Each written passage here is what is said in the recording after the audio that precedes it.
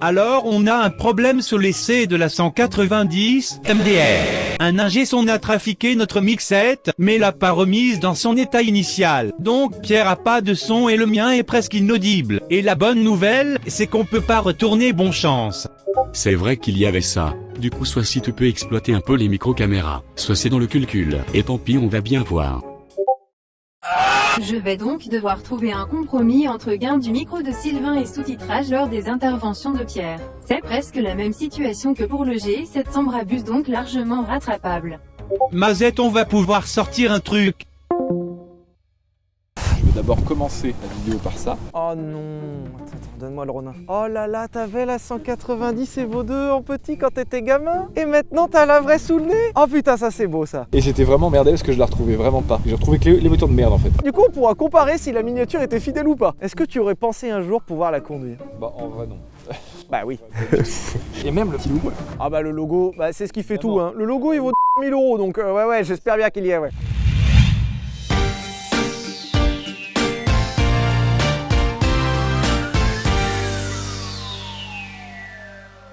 Bonjour tout le monde, bienvenue sur Villebrequin. Bon bah toi je sais que ça va, j'ai pas besoin de te demander. Ah je suis content là. Et bah moi ça va très bien aussi. Le circuit nous a super bien accueillis. Il nous laisse faire ce qu'on veut aujourd'hui sur la piste. La voiture est cool et a l'air de marcher pour l'instant. Et il fait beau. Si tu fais une liste des trucs qui vont bien, il y a un moment ça va partir en couille. Ah j'ai envie de crever!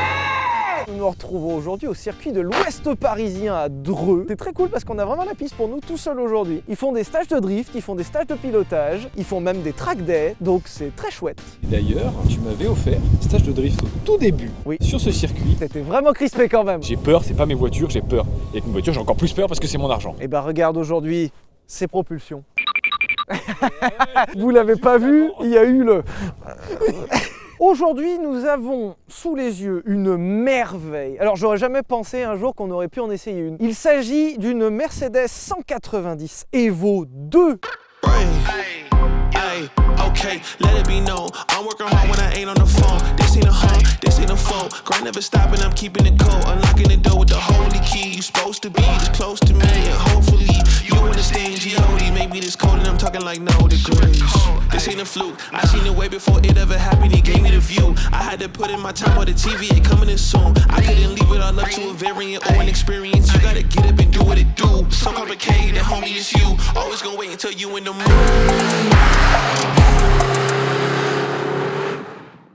Et on va vous expliquer pourquoi c'est incroyable. Avant ça, on remercie l'atelier 600 qui nous met à disposition ce véhicule. Alors déjà, qui conserve ce genre de véhicule dans un état aussi incroyable que celui-là. Et surtout, qui nous le prête. C'est-à-dire que ce matin, il est venu par la route. Et dire que tous les gens qui l'ont croisé ont dû voir que c'était une vieille Mercedes tuning. Alors que c'est une légende de la compétition. Et tu passes juste pour un mec qui sort de chez Noroto. C'est dur. Il y a quelqu'un sur la piste. Alors les bavaroises, ça marche? Toujours en tracteur? Il sort d'où? C'est vraiment une Ariel Atom. Mais c'est trop cool. C'est vraiment une Ariel Atom. Calmement.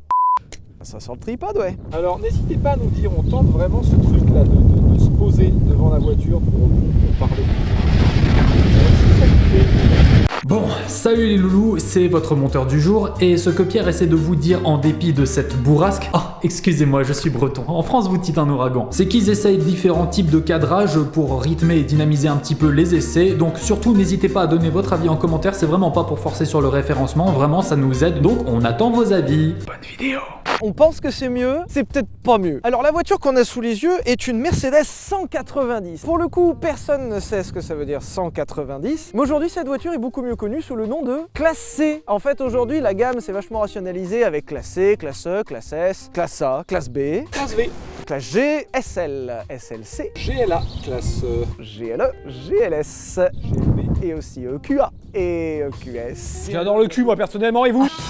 On est dans les années 80 et Mercedes est une marque assez vieillissante, une marque vraiment de grand-père. Bonjour, c'est Mercedes et Janine. Mercedes à l'époque ne faisait que des voitures extrêmement prestigieuses, extrêmement chères, extrêmement vieilles dans l'esprit, et Mercedes était vraiment désireux de renouveler sa gamme parce qu'il y a une marque qui s'est fait piéger à avoir une clientèle un peu trop vieille, elle s'appelait Citroën, à tel point qu'ils ont failli couler à un moment de leur vie. Donc avoir une clientèle jeune, c'est quand même assez important, et Mercedes ne sait faire que des grosses voitures. Dans les années 70, il y avait aucune voiture accessible. En fait, t'étais riche ou riche pour avoir une Mercedes. Ce qui était cool, mais ce qui était peut-être pas évident pour les gens normaux. Et au moment où ils veulent concurrencer la BMW E30, c'est-à-dire la série 3, une petite berline premium, ils n'avaient rien en stock. Il fallait donc développer un modèle parfaitement adapté pour la concurrencer, et ce modèle, ce sera celui-ci, la 190, qui sera appelée la Baby Benz, c'est-à-dire la bébé Benz. Et ce qui est très drôle, c'est que ça se voit à son profil, c'est une petite grosse voiture, en petit. Ils sont vraiment pas allés chercher très loin, c'est-à-dire qu'ils ont pris le dessin de tout ce qu'ils faisaient avant, donc des classes S, des classes E, pour en faire la même en plus petit. La 190 sort en 82, c'était un modèle qui était amené à rajeunir l'image de marque et à proposer un produit d'entrée de gamme et surtout d'aller se taper la bagarre avec la BMW E30 qui en fait ouvrira le bal des compacts premium, puisqu'à l'époque il n'existait pas de petits modèles, enfin petits. Ça reste un peu gros, mais petit modèle premium. La 190 servira à rajeunir son image de marque et essaiera toujours de suivre le courant de la E30. La E30, qui proposait des versions sportives, et bien la 190 proposera des versions sportives aussi. Alors on aura plusieurs versions sportives pour la route, avec la 2 litres 316, la 2 litres 516, mais surtout ce qui nous intéresse, Mercedes veut s'engager dans les années 80 dans un championnat qui s'appelle le DTM. Alors on n'en a jamais parlé du DTM. Ouais. Dans les années 80, du côté rallye, on avait vraiment le groupe B avec des constructeurs internationaux qui se faisaient des bagarres phénoménales, mais il faut pas croire que c'était la seule compétition. Il y avait des compétitions en marge de ça, et en l'occurrence le DTM. Le DTM était un championnat de voitures de tourisme allemand. Je crois que ça veut dire Deutsche Tourismuswagen. Ça doit être à peu près ça. C'est non. Contrairement au groupe B qui était du rallye, le DTM était une course sur circuit. On gardait quand même cette même obligation d'avoir des voitures dérivées de la série, c'est pour ça que cette voiture est née d'une Mercedes 190 Evo 2, ce qui veut dire qu'il y a eu la Evo 1, bravo, vous suivez, félicitations. N'hésitez pas à laisser un pouce bleu et vous abonner à cette chaîne pour prouver que vous suivez. Pouvoir aller sur Insta. Oh bah alors là, ça c'est ceux qui suivent le plus, c'est les plus assidus, parce que vous l'aurez vu en avant-première cette voiture si vous étiez sur Instagram. Putain, mais on peut juste arrêter de péter des trucs à un moment, est-ce que c'est possible? Dans l'optique de s'engager en DTM, il fallait au moins 500 exemplaires d'une voiture vendue de série. C'est ainsi que Mercedes dans les années 80 fera la 190 Evo, c'est-à-dire une version course d'une voiture de route. Ils ont fait exactement la même qu'en groupe B, c'est-à-dire qu'il fallait faire une voiture de série. Et en fait, ils ont fait une voiture de course, qu'ils ont mis des plaques et des clignotants et c'est parti. Ils sont trop forts. Mercedes produira donc cette 190 Evo dans les années 80, qui est un dérivé de la 2 litres 516, c'est-à-dire de la version sportive qui concurrençait la M3. Mais déjà, la 190 Evo, tu la connais, elle est déjà un peu énervée en termes de kit carrosserie, ça fait déjà un peu tuning.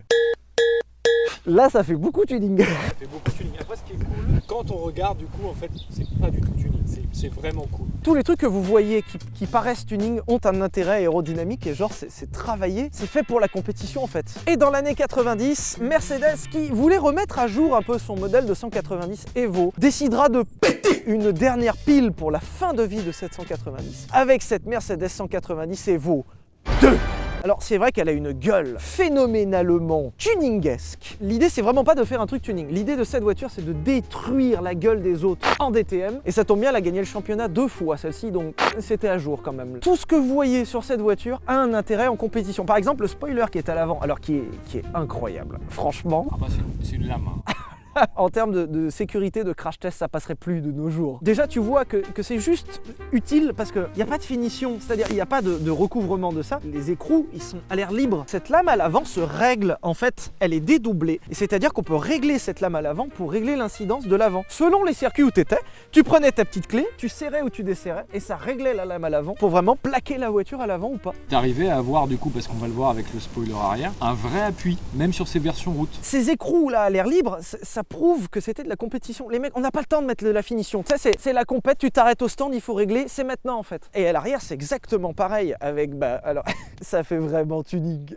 Si je voulais tuner ça, je l'aurais tuné comme ça, quoi. Et encore une fois, on revoit les réglages qui sont ici. Donc par exemple, ici, tu visses, tu dévisses, et tu peux régler vraiment cette lame pour la faire sortir ou non. Donc cette lame peut encore sortir, qu'elle peut arriver jusqu'ici. Je pense que sortir, elle doit être vraiment incroyable. Malheureusement, c'était pas encore l'époque des ailerons électriques, donc celui-ci n'est pas réglable électriquement. Mais celui-ci, tu peux le relever pour qu'il soit un peu comme ça. Et donc là, tu vois, tu as les vis de réglage ici, super accessibles. Tu dévisses, tu relèves l'aileron, et tu peux sortir celui-ci pour augmenter l'appui aérodynamique. Donc je vous le rappelle, plus les ailerons vont être acérés et vont résister au vent, plus la voiture va réagir réagir avec le vent, va être appuyée sur la route et donc on va favoriser la tenue de route. A l'inverse, là elle est en position vitesse entre guillemets, c'est-à-dire que tout est au plus plat, c'est-à-dire que l'air va circuler plus facilement et donc la voiture va gagner un peu en vitesse de pointe au détriment de l'appui. Qu'est-ce qu'on a d'autre? On a des trucs par exemple en aérodynamique aussi. Ça c'est, alors un peu pour le look quand même. Mais ça par exemple c'est aussi pour améliorer la traînée, c'est-à-dire que l'air va venir non pas épouser la vitre et venir se manger un petit peu là dans la lunette, mais vraiment va rebondir là-dessus et donc ça va le jeter un petit peu sur l'aileron. Donc il y a eu un vrai travail aérodynamique sur cette voiture. Les ailes sont élargies également, alors ça c'est pas pour l'aérodynamisme, c'est juste que les voies sont élargies. La voiture est juste plus large pour mettre des pneus déjà plus larges, pour la camper au sol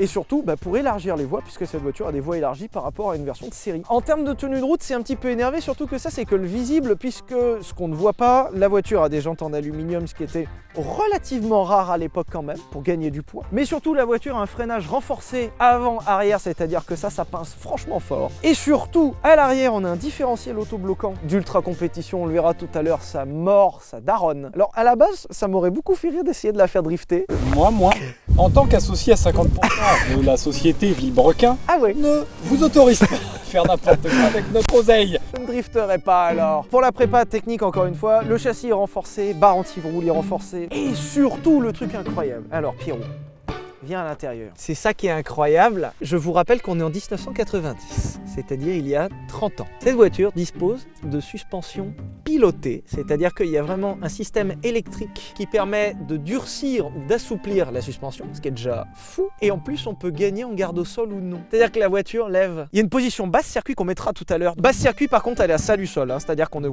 au sol. Ce qui est magnifique d'ailleurs visuellement. Et elle a une position haute, principalement pour la route, puisque l'idée c'était un petit peu d'augmenter la tenue de route, mais notamment pour les dodanes. C'est pratique quand t'as une petite lame ajoutée, par exemple, en carrosserie devant, quoi. À tout hasard. D'accord, tu te fais donc bolos par une poignée. Surtout que je fais 1m70. Si moi je suis comme ça, moi j'ai vraiment envie de te voir toi. Oh god. Je force si fort, je me suis mis une crampe dans le pied. Et là je peux avancer. Eh mais waouh! Alors c'est ferme hein. Ah oui, oh si ça. Comme je vous l'ai dit tout à l'heure, cette voiture était destinée à faire de l'homologation, donc cette voiture n'a jamais été destinée à être vendue en grande série. Donc cette voiture a été produite à 500 exemplaires, très exactement 502. Sur cette voiture, nous avons déjà, alors ça c'est superbe, 0,64 sur 500. C'est limité et c'est marqué sur le pommeau que la voiture est limitée avec le numéro. Et surtout, on peut voir aussi le schéma de la grille, puisque le schéma de la grille n'est pas du tout cohérent avec ce qu'on connaît aujourd'hui, puisque nous avons une grille inversée. En fait, la première est en bas, donc c'est quelque chose qu'on voit sur les voitures de compétition, puisque c'est ni plus ni moins qu'une boîte de compétition. Pour mettre la première, ce n'est pas là-bas, puisque en fait, quand tu vas là-bas, là c'est la marche arrière en fait, donc si tu fais ça, c'est en marche arrière, donc ça doit surprendre quand même. Quand tu veux faire un départ un petit peu stylé, que tu rentres une marche arrière, ça doit être très très drôle. Je pense toi t'es déterminé à partir. Ouais. Et donc la première elle est là, ça c'est la première. Sur celle-ci, c'est une boîte de route, ce n'est pas une boîte à crabot. Mais la version compétition profitait d'une boîte à crabot. Et donc deuxième, troisième, et nous avons jusqu'à la cinquième qui est à la place de la 6. Ce modèle-là n'est pas équipé de la radio. Et en fait, à l'époque, il te proposait d'enlever des options pour gagner du poids. Ça existait déjà. Porsche n'a rien inventé finalement. Donc par exemple, celle-ci n'a pas la radio, mais a quand même des haut-parleurs. Alors ça, j'ai pas compris. C'est dégueulasse, on dirait que c'est rajouté. Object, hein, vraiment. Oui, et genre c'est pas qu'une grille. Genre il y a vraiment les haut-parleurs, mais t'as pas l'autoradio. Donc je suppose que celle-ci, il devait y avoir une option de préinstallation radio. Vous pouviez avoir la climatisation, celle-ci ne l'a pas puisque c'est la version sport. Mais t'as quand même le bizone à l'avant. Alors c'est très drôle parce que t'as le chauffage à gauche et le chauffage à droite, mais t'as pas la clim. Oui. Hey, c'est là du les amis. Je l'ai enculé et je l'ai jeté sur le volant. Dans cet habitacle de compétition, alors les sièges sont superbes. Et surtout, c'est l'arrière. Je sais pas si tu peux voir. Tu as des baquets à l'arrière. Non mais c'est somptueux. Cette voiture n'a que 37 000 km. Elle a été merveilleusement préservée. Cette voiture en plus est d'origine France. Est-ce qu'on dit le prix tout de suite? Toujours pas. Ok, alors je vous ai donné quelques indices en plus.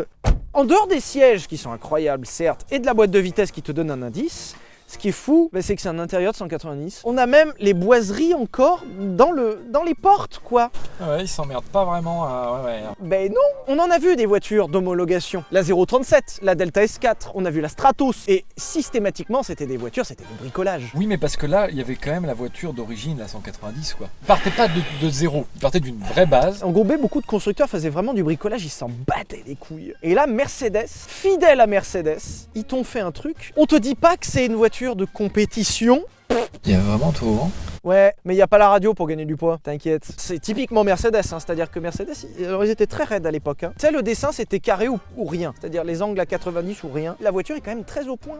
C'est-à-dire que la voiture, tu peux vraiment la daily driver, en fait, tu peux la rouler tous les jours. Et on le verra tout à l'heure à la conduite, ça n'a rien de terrifiant pour une voiture de DTM, en fait. C'était vraiment l'équivalent du groupe B, quoi. Mais sur circuit. Parler un peu moteur ou pas? Oui. Attends, tu peux m'ouvrir là-bas? Alors, moi j'ai vu ce qui se cachait sous le capot avant toi. Et tu vas voir que j'ai raison. Ce qui est dingue, c'est que, encore une fois, pour une voiture de groupe B faite à 500 exemplaires qu'on n'en avait rien à foutre, c'est vachement propre, putain. Il y a un peu de prépa moteur hein, quand même au cas où vous ne seriez pas au courant. Pas le 2 litres 5.16 d'origine. Hein. Il y a eu un poil de boulot, ouais. Cette voiture prend la base de la Mercedes 190 2 litres 5.16, une voiture prévue pour la route uniquement et était vraiment destinée à concurrencer la M3. Donc c'est l'interprétation de la M3 par Mercedes avant qu'AMG ne soit racheté par Mercedes et donc qu'AMG devienne la griffe sportive. Vraiment, cette voiture était, Mercedes, c'est marqué dessus. De base, la 2 litres 5.16 faisait un peu plus de 200 chevaux. C'était déjà une base de 4 cylindres. Alors, on se dit que AMG aujourd'hui, les versions sportives, c'est des moteurs énormes, c'est des V8, c'est des V12, c'est des trucs fous. Ça, c'est un 4 cylindres en ligne 2 litres 5. Des trucs fous jusqu'en 2021, quoi. Oui, non mais... 4 cylindres quand même sur les C63, tout ça, mais bon, boucle est bouclée, hein, finalement. Genre. Et je pense qu'ils vont le justifier en disant... Mais c'est un retour aux sources, monsieur Chabrier. Nous voulons correspondre à ça. Le bon moteur électrique, ça Tu parles, bande de... Et oui, cette voiture n'est qu'un petit 4 cylindres en ligne, 2 litres 5, 16 soupapes. Alors, ils étaient fiers des 16 soupapes, hein, ils te l'ont mis en gros, hein, aussi gros que la cylindrée, donc ils en étaient plutôt fiers. Et ce moteur est si petit, entre guillemets, puisque c'était la limite d'homologation DTM. Tu ne pouvais pas homologuer des voitures à plus de 2 litres 5. C'est pour ça que ces voitures ne recouraient pas, en fait, à des moteurs plus gros. Et ironiquement, aussi bien sur la E30 que sur cette 190, il y avait des modèles dans la gamme avec des moteurs plus gros que celui-ci et plus puissants. Donc c'est incroyable de se dire que dans la gamme des voitures de route normale, il y avait des moteurs plus gros que le modèle de compétition. Est-ce que le monde il est à l'envers? Pour nuancer, l'Evo 1 partait vraiment d'une base de 2 litres 5.16 normale, donc un peu plus de 200 chevaux. Celle-ci pour l'Evo 2 est retravaillée, donc on a des arbres à cam qui sont un peu plus acérés, admission retravaillée, et nous atteignons là-dessus 235 chevaux, ce qui en fait la 190, la plus puissante de la gamme. Et surtout, ce qui est très intéressant, c'est qu'au-delà du chiffre de puissance, c'est-à-dire de 235 chevaux, c'est le chiffre de couple qui est intéressant, puisqu'elle fait seulement 245 newtons. C'est-à-dire qu'on a presque autant de puissance que de couple, et je vous l'avais déjà dit dans les épisodes précédents, quand les valeurs de puissance et de couple sont très proches, voire quand la puissance est au-dessus du couple, ça veut dire que ça donne ses chevaux vraiment très haut dans les tours, et on le verra, ça prend 8000 et ça hurle. La version DTM de course prenait plus de 10 000 tours. Groupe B, DTM, même combat. Hein. Ça reste quand même la version route, donc fallait pas trop déranger la maréchaussée et le voisinage. Tu vas me dire ce qu'il y a sous le capot au bruit, d'accord? Ça te rappelle pas la Saxo? Là, d'ici là. Là déjà, c'est rigolo le petit tremblement qu'il y a derrière. C'est naze, hein? Et derrière, c'est comment? Ah oui, c'est mieux, ouais. Tu veux que je te mette 2-3 coups de gaz? C'est nul. J'en attends quand même quelque chose hein, dans les tours, j'espère. Hein. Tu vas voir dans les tours. C'est dommage, on voit sur celle-ci, on voit l'essuie-glace. Il est énorme cet essuie-glace en fait, c'est vrai. Exactement comme ta... Putain, c'est moi qui dois faire les blagues maintenant de bite, merde. Donc jaune-rouge qui commence à 7007. Les indicateurs de rapport comme sur la tienne. Oui, alors bah ouais, tu retrouves comme sur ma Mercedes, le premier, deuxième, troisième, quatrième. Moi, ce que j'attends vraiment de voir, c'est toi au volant. La position de conduite est abjecte. Même toi, t'as pas l'air excessivement bien. Mais ouais, t'as le volant sur les genoux et il est pas réglable. Hein. Donc en fait, t'as le volant sur les genoux comme ça et c'est fini. Et là, le siège pourtant est au plus bas. Pour l'instant, ce qui est terrible, c'est que ça accepte très bien la conduite souple, quoi. Genre là, tu vois, je fais chauffer peinard et... Bah ça va. Putain, là, je suis en troisième, 30 km/h. Ça tire très très court. Enfin, après, ça tire court. Oui et non, quoi. C'est-à-dire que ça peut aller long si besoin. C'est possible, ouais. On retrouve les petits indicateurs, donc c'est très drôle. La 2, tu la passes à 70, la 3 à 110, la 4 à 150 et la 5 à 210, tranquillement. Pour rappel, on a 235 chevaux et 240 Nm de couple. Dans l'absolu, ce qui n'est pas exceptionnel en termes de puissance. Mais déjà, il faut garder en tête que ça, c'était la version de route, hein, donc c'était une version fiabilisée de celle qui tourne en DTM. Celle qui tourne en DTM faisait presque 2 fois plus de chevaux quand même, hein. On s'approchait des 400. Ça devait être costaud et surtout à partir du même bloc, donc c'est que ça devait tourner sacrément beaucoup plus vite. Celle-ci a été vachement arrondie pour tourner sur la route et ça fonctionne très bien, hein, en vrai. Hein. Et surtout, cette voiture se distingue par son poids. C'était encore l'époque où les voitures étaient très légères. Pour son époque, c'était une voiture relativement lourde, sachant que ça fait 1,2 tonne, c'est-à-dire que c'est le poids d'une 208 de nos jours. Les temps ont changé. Il n'y a pas le même bloc dedans non plus. On a plein d'indicateurs qu'on vous a pas montré tout à l'heure, mais qui sont très chouettes. On a la température d'huile, donc ça par contre c'est vraiment ultra sportif, hein. On est là pour sportiver. On a l'indicateur de la charge de la batterie, ça c'est très important en compétition. Et surtout on a un chronomètre intégré. Ce qui est fou, c'est de se dire que la 190, donc la classe C, était quand même certes dynamique pour une Mercedes, mais restait quand même une voiture axée sur le confort et sur le vieux quoi. Axé sur le vieux. Axée sur la maison de retraite directement. L'EHPAD incarné en une voiture, c'était ça quoi. Et trouver un chronomètre dans une Mercedes, je pense que c'est la première de l'histoire de Mercedes. Je dirais qu'en vrai c'est un peu un équivalent de mettre par exemple un spoiler sur un canapé ou... On se rend pas compte aujourd'hui, des voitures avec des chronomètres, il y en a plein, mais trouver un chronomètre dans une Mercedes à cette époque-là, c'était un sacrilège. Oh bah ça monte en température doucement, on va aller voir, ouais. Maintenant qu'on donne le tarif, avant que tu la casses. J'en achèterais une, ne serait-ce que pour la gueule. Celle-ci est exceptionnelle, moins de 40 000 km, origine France, full entretien Mercedes depuis toute sa vie, vraiment c'est une auto extrêmement soignée, et en plus entièrement d'origine, ce qui est extrêmement rare sur ces voitures-là. Effectivement, passé un temps, c'est des voitures qui se trouvaient à 3 fois rien. L'équivalent d'une C63, hein. Ah oui, Tu peux avoir une classe C diesel de merde à 40 000 et une C63 c'est 100 000. Ces voitures, pendant un temps, dans les années 2000, ont perdu une cote folle. Plus personne n'en voulait. Et tu pouvais trouver ça à moins de 30 000 € dans un état équivalent. Avec la mode des années 80 et des Youngtimers, ça s'est enflammé quoi. Celle-ci en très bel état comme ça est proposée et est à vendre actuellement à 269 000 €. On en tirera la conclusion à la fin de savoir si ça les vaut. Petit doute ? Qui doute, ouais, dans l'idée. J'en veux toujours une pour l'instant. La 190, j'en ai conduite pas mal. C'est des voitures qui sont d'une floutitude phénoménale. Et le volant est flou, la suspension c'est flou, le frein c'est flou. Pour l'époque c'était considéré dynamique, mais pour aujourd'hui c'est à la ramasse totale. Mais c'est pas grave, là c'est vachement précis. Genre c'est impressionnant à quel point c'est bien en fait. Genre c'est raide, c'est ferme. Et je suis qu'en mode route, hein. La boîte est étonnamment bien parce que putain ça c'était une grosse faiblesse sur les boîtes manuelles des 190, c'était du caoutchouc. Là c'est vachement bien. L'embrayage est vachement précis, le châssis est précis. N'était qu'à la moitié de l'accélération. Clairement, ouais. Pour de vrai. Ça ne paraît pas, hein. C'est un peu lourdingue de l'avant, hein. Ça quand même. Mais alors du coup, heureusement qu'il n'y a que 4 cylindres. Parce que putain, si tu avais foutu un 6 cylindres ou alors même un V8. Dire qu'on avait un camion à la place là. Prends la corde, hein. T'as remarqué que je prends la corde, hein. Tout à fait, oui. Les trajectoires sont tout à fait optimisées. Putain, mais ça va vachement bien en fait, hein. Le frein va vachement bien aussi. Là on n'a rien en fait, hein. Là pour l'instant ça percute pas, mais c'est parce que je suis en dessous de 4000. Je peux vraiment mettre du gaz dans les courbes. 5000 et là ça se réveille là. Les baquets, malgré qu'ils soient bien présents avant-arrière, ne tiennent pas d'un sou. Hein, je lutte, je gaine. Je suis en gainage permanent, d'accord? Ah là ça devient bon là. Putain, ça c'est cool.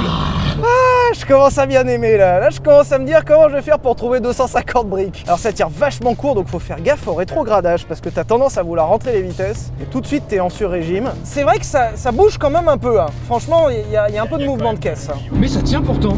Mais ça se cramponne vraiment bien. Mais attends, surtout qu'on est en mode route là, hein. Donc là je suis en mode confort des suspensions. Je peux mettre le mode sport, hein.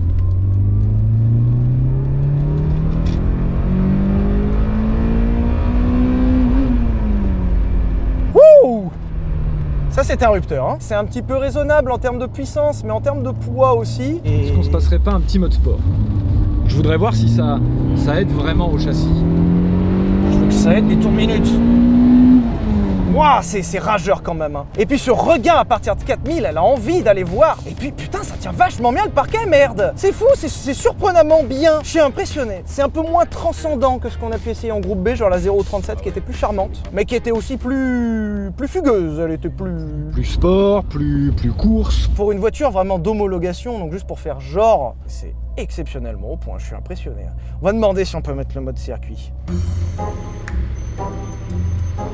Il n'y a pas un mode sport pour les suspensions où il faut la baisser? Peut-être si tu la baisses. Parce que là on se baisse là? Bah il n'y a que toi qui peux me dire parce que moi... Je crase un peu à l'arrière. Putain je ne sens rien. J'ai rien senti non plus. Mais c'est que ça doit jouer à 1 cm en fait. Tu sais, on a l'habitude de la Xantia. Exclusive.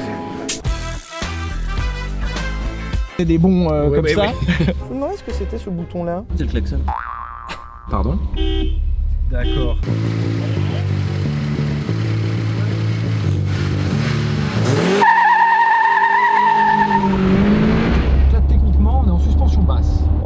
suis en suspension DTM là, hein. Alors j'ai aucune différence. Hein. Non. Par contre, elle a l'anti-patinage.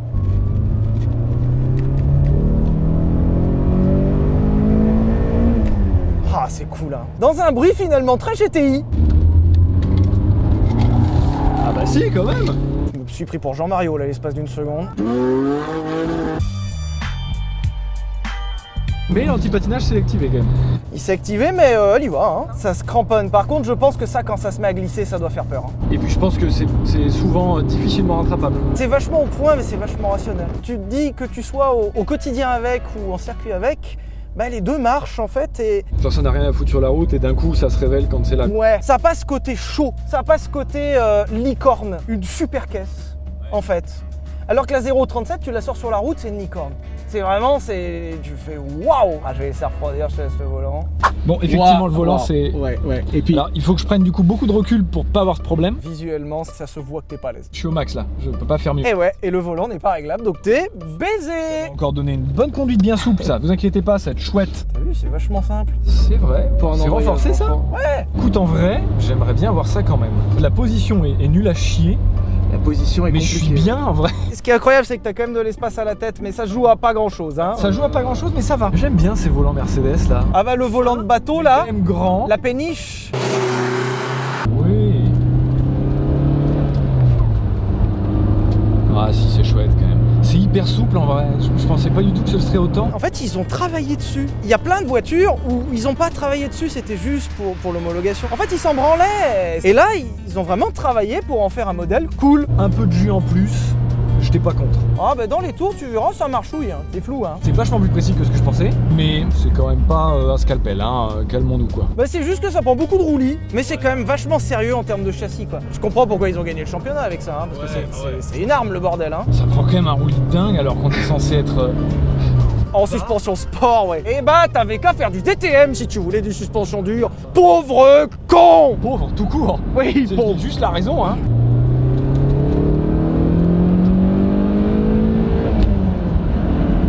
Ça marche quand même, hein. Ça marche, ça marche. En Après fait, bon, c'est pas fulgurant quoi. C'est passionnel quand même, c'est quand même cool. Non, c'est fantastique. L'alarme est vraiment pas trop loin. Parce que là, vraiment, pouvoir rouler la star de mon enfance, la légende. Elle te pousse vraiment à aller plus que ce que tu es capable de faire. Je sais pas ce qui fait ça, mais t'as vraiment un côté où en vrai elle est engageante. Tu te dis ok, je comprends. Sauf qu'à un moment, à mon avis, tu comprends plus. Et c'est pas le bon moment. En ça me rappelle un peu la 306 Maxi. Elle était très lisible en termes de châssis, la 306. Tu savais où t'étais, tu savais chaque gramme d'adhérence. Et on retrouve un peu de ça. Et du coup, effectivement, ouais, ça doit être très motivant. Et je pense que c'est après que tu te fais piéger. Et je m'attendais vraiment pas à... Mais t'as vu, tout de suite, t'as envie de... Le couteau entre les dents. Ah ouais, c'est cool, t'as envie de te cracher dans les mains et de... Non mais Et c'est de te vrai. cracher dans le mur le plus proche. C'est un vrai apprentissage du châssis. Franchement ouais, Qui est vraiment agréable. J'ai envie d'en acheter une pour aller faire du track day avec, pour pouvoir l'apprendre à 100%. Ouais, quoi. je suis d'accord. Et puis il y a ce charme à l'ancienne de châssis qui bouge un peu, suspension un peu molle. Et du coup il y a un peu ce côté bagarre avec le châssis qui est chouette. C'est un superbe juste milieu en fait. Ouais, c'est vraiment très cool. C'est frustrant parce que d'un côté on a vraiment envie de lui rentrer dedans parce que tu sens que c'est fait pour. Et de l'autre, le prix te rappelle que c'est mieux de pas trop jouer au con avec ça. En plus j'ai les pieds trop grands, je sens que je peux faire n'importe quoi avec mes grands panards là. C'est pas les pompes qui me gênent, c'est juste que j'étais trop grand pied il y a un moment. Je suis désolé, c'est comme ma vie. Ça gêne tout le monde. Dans le métro, comment je fais dans le métro moi? Ça va encore me faire chier. Et ben je vous baise, voilà, sachez-le, parce que moi je conduis une 190 et vous devez par où? Et donc ça Il y a un peu de gaz là. Gaz, Max, hein. gaz, jusqu'au 7000, Ça fait du bien quand même. Là de réaliser que dans cette petite caisse que j'avais sur mon bureau quand j'étais gamin, mon violet superposé de merde, et que là en vrai je l'ai dans les mains, là j'ai peut-être la verser à l'alarme, tiens. Ça ligne d'arrivée, c'est magnifique. Pierre, il va falloir qu'on trouve le moyen de devenir On trouve les moyens. multimilliardaire. Point. Les moyens. Oui, mais vu tout ce qu'on veut acheter, ça va être multimilliardaire. T'imagines le nombre de cagnottes qu'il va falloir détourner? Déjà une, c'était compliqué, mais alors là, autant que ça. Moi en fait je veux pouvoir avoir ça pour faire vraiment n'importe quoi et oser le faire. qu'est-ce que t'en as pensé? Écoute, on m'avait vendu que je serais déçu. En vrai, je suis pas déçu. En vrai, si ça pouvait avoir un peu plus de jus, j'avoue, j'étais pas contre. Bah, ce qui est fou, c'est que tu te dis que le châssis pourrait en prendre plus, oui. Ouais, en fait, c'est ça. Bah après, de toute façon, moi, j'y serais pas allé plus. Mais moi, ça me va. Moi, ça m'a pas dérangé. Ouais, j'adore. Je m'attendais pas à un truc si au point. Franchement, un truc si abouti, si chouette à conduire, c'est vraiment fantastique à conduire. Finalement, le seul défaut, bah, c'est le prix. Pas en acheter des trucs à ce prix-là, une GT3. Qui marche autrement mieux. Par contre, t'as pas cette gueule. Elle me va pas cette caisse, mais toi, elle te va vraiment bien. Petit connard Noroto énervé tuning. En vrai, elle est cool. Ouais, j'aime bien, ouais. Et bah merci de nous avoir regardés, on a passé une excellente journée, c'était incroyable. On remercie le circuit de Dreux, le circuit de l'Ouest parisien qui nous a ouvert ses portes aujourd'hui dans une détente absolue. Hein. On est pas bien. Et merci surtout à l'atelier 600 qui nous a mis à disposition ce magnifique exemplaire qu'on va avoir du mal à rendre parce qu'elle est vraiment très cool. Moi, t'inquiète, de toute façon, j'ai les clés dans la poche arrière. Bah, le problème, c'est que pour partir en soum avec ça sans te faire remarquer, c'est chiant quoi. C'est-à-dire que la description à la police, c'est la vieille Mercedes la plus tuning de l'Île-de-France. Pensez à vous abonner à notre chaîne YouTube, c'est très important pour voir ce genre d'essai. Notre Instagram @vbrequin, le commentaire, le like et puis le gros bisou surtout. Hein. Moi, je préfère que vous vous abonniez en vrai que vous me fassiez un bisou. Dis le gros bisou sur tes joues pleines de larmes. Oh ouais.